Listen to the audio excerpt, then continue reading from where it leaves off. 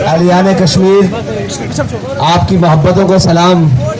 آپ نے باہر نکل کر بتا دیا ہے کہ نہ آپ تیر زندہ باد، نہ بلہ زندہ باد، نہ شیر زندہ باد، آپ تاجدار ختم نبوت زندہ باد۔ آپ محمد عربی صلی اللہ علیہ وسلم کا دین زندہ باد، حضور کی لبیک یا رسول اللہ زندہ باد، حضور کا نام نامی زندہ باد۔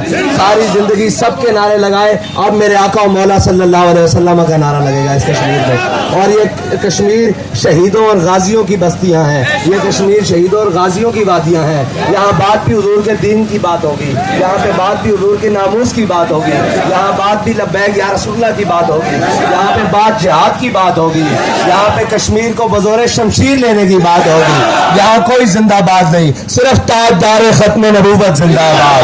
اور اب کسی رنگین نعرے، روٹی کپڑا مکان جناب دائیں بائیں ترقی، اب صرف ایک ہی نعرہ ہے کہ انہیں جانا، انہیں جانا، انہیں جانا، انہیں جانا، انہیں جانا، انہیں جانا۔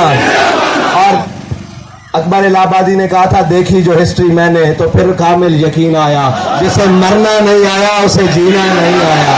الحمدللہ لبیک والوں کو مرنا بھی آتا ہے اور آج لوگ ان کا جینا دیکھ رہے ہیں۔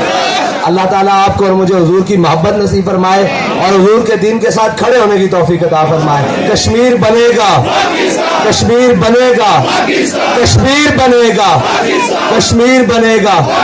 پاکستان کا مطلب کیا؟ پاکستان کا مطلب کیا؟ دستور ریاست کیا ہوگا؟ آخر دعوانا الحمدللہ۔